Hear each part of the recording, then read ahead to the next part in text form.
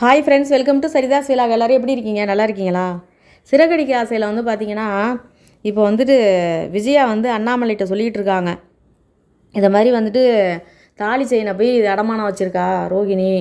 இப்போ அவள் வெளியில் போனாக்கா எவ்வளோ நமக்கு வந்துட்டு கௌரவ குறைச்சல், பார்க்குறவங்க என்ன நினப்பாங்க, இந்த வீட்டு மருமகளுக்கு தங்கத்தில் தாலி கூட இல்லை பாருன்னு நினைக்க மாட்டாங்களா அப்படின்னு சொன்னோன்னா அண்ணாமலை சொல்கிறாரு, ஏற்கனவே நம்ம மீனா அப்படி தானே இருக்கா, அதுக்கு நீ தானே காரணம் அவள் அப்படி இருக்கிறதுக்கும், அப்போ மட்டும் கௌரவ குறைச்சல் இல்லையா அவனுக்கு அப்படின்னோடனே உடனே இவங்க சொல்கிறாங்க, அவளும் இவளும் ஒன்றா, இவள் எவ்வளோ பெரிய பணக்கார வீட்டு பொண்ணுக்கு ரோகிணி, அவள் வந்துட்டு சாதாரணவ, இவளோடையும் அவளையும் இவளையும் ஒன்றா சேர்த்து பேசுகிறீங்களா?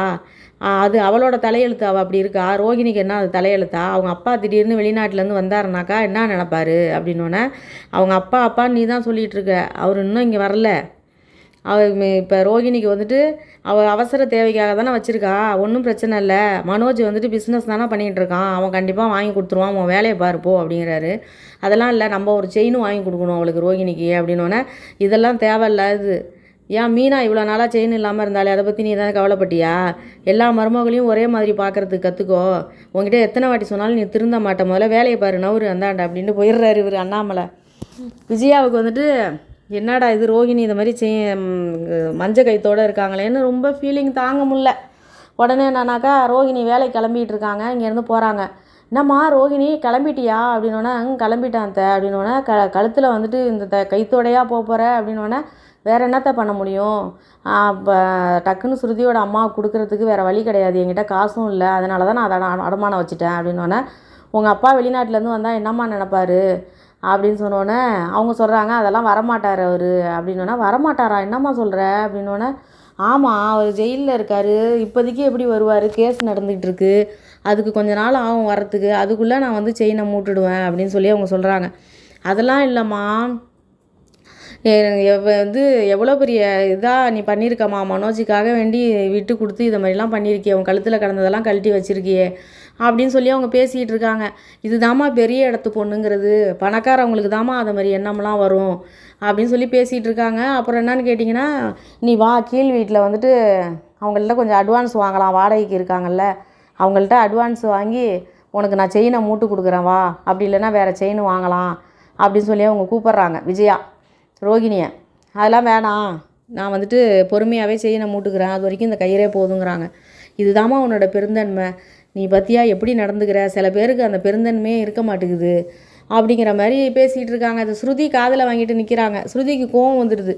அங்கேருந்து வந்து ஆண்டி நீங்கள் யாரை சொல்கிறீங்க, மீனாவை தானே சொல்கிறீங்க, இந்த பிரச்சனையில் வந்து முத்து பேசுனது, முத்து பண்ணது வேணால் ஓவராக இருக்கலாம், ஆனால் மீனா என்ன பண்ணாங்க, மீனாவை போய் எதுக்காக அப்படி பேசிகிட்டு இருக்கீங்க அப்படின்னா, அது இல்லைம்மா உனக்கு புரியாதம்மா, அவளை பற்றி அவதாம்மா அவனுக்கு வந்து சாவி கொடுத்து இதெல்லாம் பண்ண வைக்கிறா அப்படின்னா, அப்படிலாம் இல்லை ஆண்டி, முத்துவோட இயல்பான குணமே அதுதானே, அவர் அப்படி தானே நடந்துக்குவார், நீங்கள் எல்லாத்துக்குமே மீனாவை எதுக்கு குறை சொல்லிக்கிட்டு இருக்கீங்க அப்படின்னு சொல்லி ஸ்ருதி கேட்குறாங்க. கேட்டவுடனே வந்துட்டு இவங்க ரோகிணிக்கு ஒரு மாதிரி ஆகுது, மீனாவுக்கு சப்போர்ட் பண்ணி இவள் பேசுகிறாளே அப்படிங்கிற மாதிரி. அதோட அவங்க கேட்டு அவங்க கிளம்பிடுறாங்க. உனக்கு தெரியாதுமா அவளை பற்றி, அவள் அப்படியே ஊமை மாதிரி இருந்து ஊரை கெடுப்பாமா அப்படிங்கிற மாதிரிலாம் சொல்லிகிட்டு இருக்காங்க. இதோட ரோகிணியும் கிளம்பி போயிடுறாங்க, ஸ்ருதியும் கிளம்பி போயிடுறாங்க. அடுத்து வந்து பார்த்திங்கன்னா, வெளியில் வந்துட்டு அவங்க வித்யா இருக்காங்கல்ல, அவங்க ஃப்ரெண்டு, ரோகிணியோட ஃப்ரெண்டு, அவங்கள்ட்ட பேசிகிட்டு இருக்காங்க. இதை முன்னாடி சொல்கிற உங்கள் ஆண்டி வந்து உனக்கு வாங்கி தரேன்னு சொன்னாங்கல்ல செயின், வாங்கிக்க வேண்டியதானே, லாபம் தானடி உனக்கு, அதை விட்டுட்டு எதுக்கிட்டி வேணான்னு சொன்னேன் அப்படின்னே, அப்படிலாம் கிடையாது, இந்த மஞ்சள் கயிறு தான் எனக்கு பாதுகாப்பு, நான் இந்த மஞ்சள் கயிறோடு இருந்தால் தான் மனோஜ் வந்து என் மேலே வந்துட்டு நான் அவனுக்காக வந்து விட்டு கொடுத்தது ஞாபகம் வந்துக்கிட்டே இருக்கும், அப்போ தான் எனக்கு ஏதாவது பிரச்சனை வரும்போது அவன் என் கூட நிற்பான். அதே மாதிரி இப்போ வந்து அத்தை வாங்கி கொடுக்குறாங்க அப்படின்னு சொல்லிட்டு நான் போய் செயினை வாங்கிக்கிட்டேன்னா அதோட டபுள் மடங்காக அவங்க என்கிட்ட எதிர்பார்ப்பாங்க. சும்மா அப்பா ஆட்டுக்குட்டின்னு அதையே சொல்லி உங்கள் அப்பா கிட்ட கேட்டு வாங்குன்னு அதையே சொல்லிக்கிட்டு இருப்பாங்க. அதெல்லாம் சரிப்பட்டு வராது. கொஞ்ச நாளைக்கு இந்த மஞ்சள் கயிறோடு நான் இருந்தால் தான் பிரச்சனை கிடையாது. இந்த மஞ்சள் கயிறை பார்க்கும் போதெல்லாம் முத்து மீனா மேலே அவங்களுக்கு கோவம் வந்துக்கிட்டே இருக்கும்.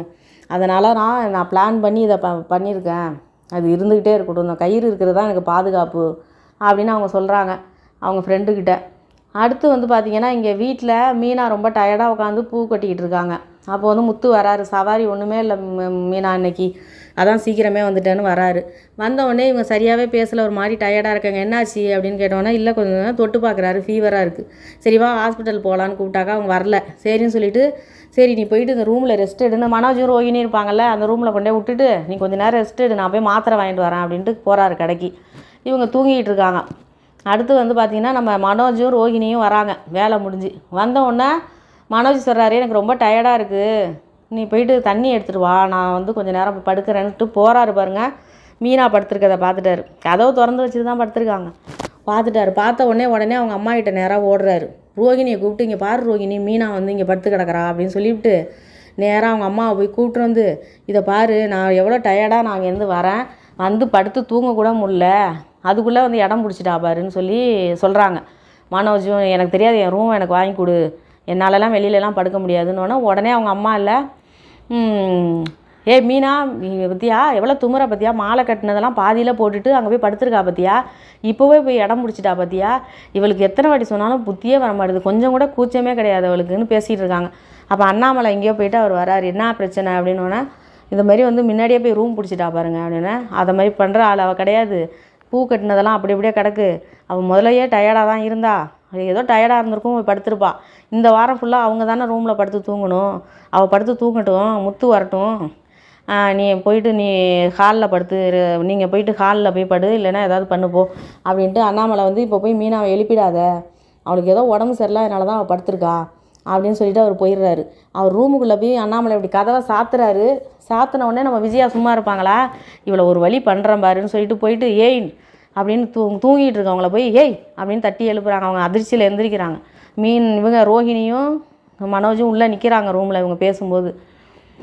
இந்த மாதிரி உனக்கு என்ன துமுறா, உனக்கு இடம் பிடிச்சிட்டியா, காலையில் தான் அவ்வளோ அளவுக்கு பேசினா உனக்கு கூச்சமாகவே இல்லையா, வந்து இடம் பிடிச்சிட்டா, அது கட்டியும் அங்கே பூ கட்டினதெல்லாம் அப்படி அப்படியே போட்டுட்டு ஒடியாது வந்து இடம் பிடிச்சிட்ட ரூமுக்கு அப்படின்னோடனே, அப்படிலாம் இல்லைத்த, எனக்கு கொஞ்சம் டயர்டாக இருந்தது, உடம்பு சரியில்லை, அதான் வந்து படுத்துட்டேன். ஏன் உடம்பு சரியில்லைன்னா வெளியிலலாம் படுக்க இடம் இல்லையா உனக்கு, இங்கே தான் வந்து படுப்பியா, ஏன் உங்கள் வீட்டில் ஏசியெல்லாம் போட்டுக்கிட்டு இப்படி ரூமில் தனி ரூமில் தான் இருந்தியா அப்படிங்கிற மாதிரிலாம் பேசுகிறாங்க. வாய்க்கு வந்ததெல்லாம் பேசுகிறாங்க. முத்து வந்துட்டார், காதில் வாங்கிட்டு நிற்கிறாரு. உடனே வந்துட்டு, அது இல்லைத்த, நான் வெளியில் தான் இருந்தேன், அவர் தான் இங்கே கொஞ்ச நேரம் ரெஸ்ட் எடுத்து நான் மாத்திரை வாங்குறேன்னு போனார், நான் அதான் வந்துட்டு இங்கே இருக்கேன், ஒன்றும் இல்லைன்னு சொல்லி அவங்க சொல்லிகிட்டு இருக்காங்க. உனக்கு எவ்வளோ துமுறு இருக்கும், உனக்கு எப்போ பார்த்தாலும் ரூமுன்னு அலைஞ்சிக்கிட்டு இருக்கேன்னு சொல்லிட்டு உன்னெல்லாம் அப்படியே சும்மாவே விடக்கூடாது, வெளியில் வாடின்னு சொல்லி தரத்தரன்னு இப்படி கையை பிடிச்சி இழுத்துக்கிட்டு வராங்க மீனாவை இழுத்துட்டு வந்தவொடனே இப்படி இழுத்துட்டு வராங்க. அதுக்கட்டியும் முத்து தான் வெளியில் நின்று காதில் வாங்கிட்டு இருக்காரு, பார்த்துடுறாரு. பார்த்த உடனே என்னன்னாக்கா, ஏதோ சொல்ல வந்தீங்களே சொல்லுங்கள் அப்படின்னு சொல்லி அவங்க அம்மாவை கேட்குறாரு. உடனே வந்துட்டு அவங்க அண்ணாமலையும் வந்துடுறாரு, ஸ்ருதி ரவி எல்லோரும் வந்துடுறாங்க. ரவி உடனே இன்றைக்கும் இந்த ரூம் பிரச்சனையா, ஸ்ருதி கேட்குறாங்க, இன்றைக்கும் ரூம் பிரச்சனை வந்துருச்சா அப்படின்ட்டு.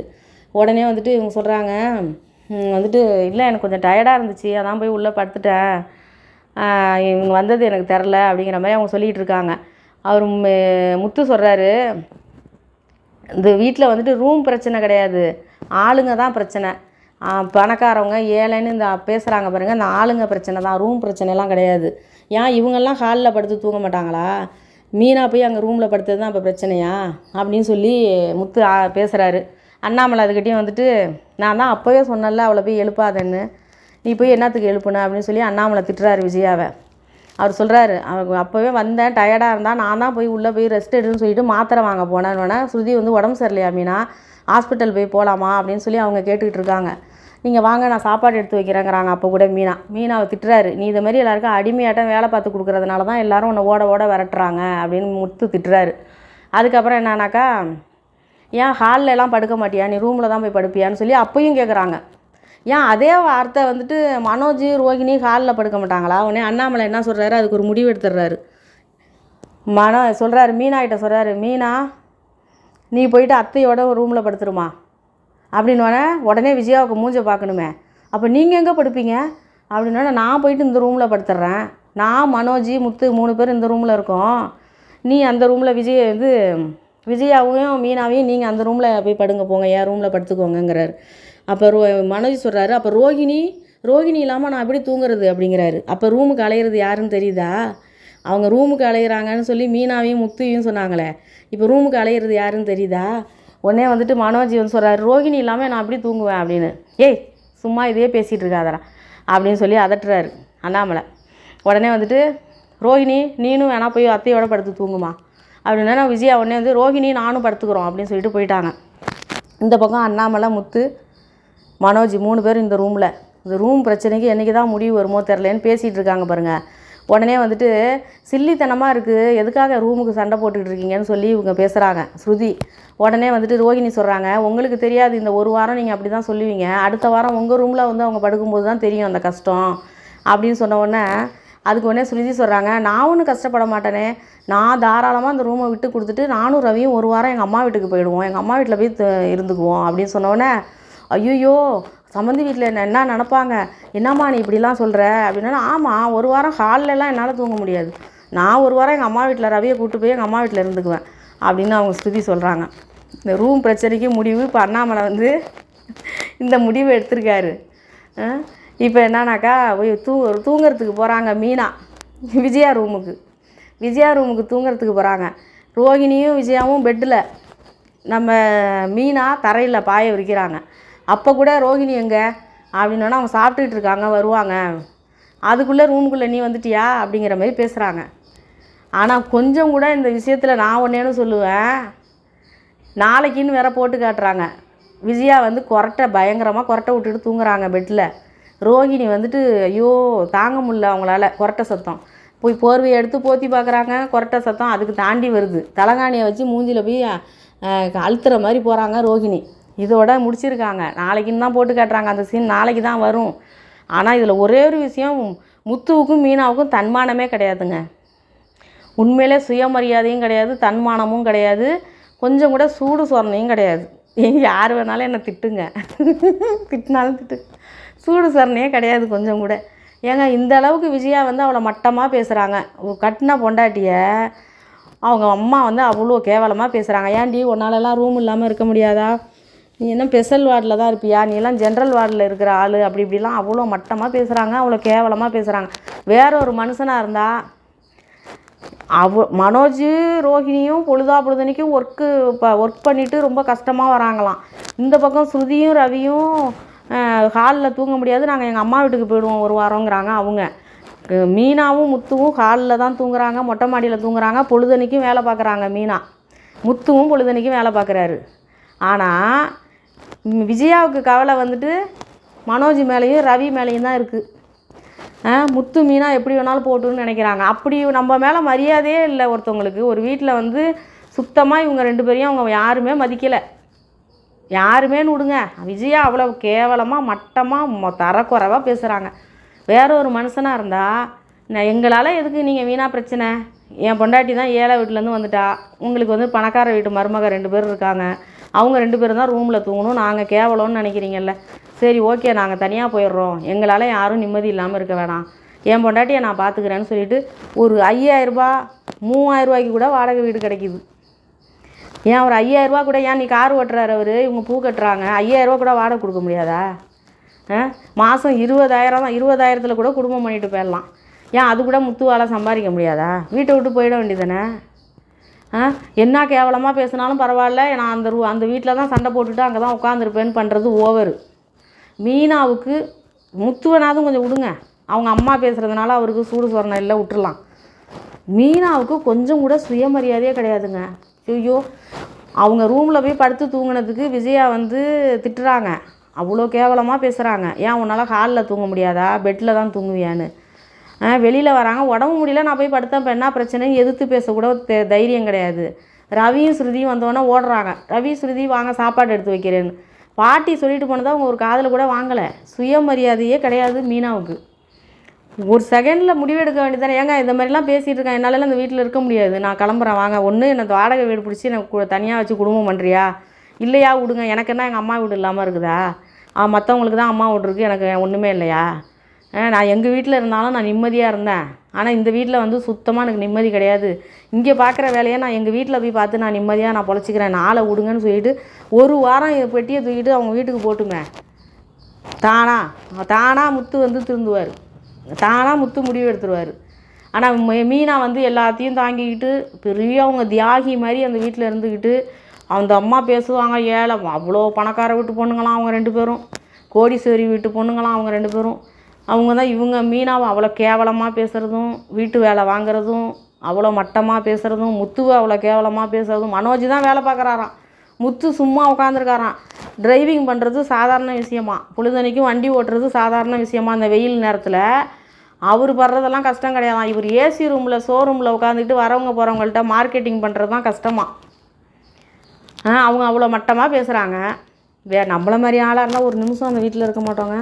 ஆனால் மீனா முத்துவாக இருக்கிறதுனால இருக்கிறாங்க. அது மாதிரிலாம் படு மோசமாக பேசுகிறாங்க, கேவலமாக பேசுகிறாங்க. ஏழைனா மட்டமாக அவங்க சொல்கிறாங்க.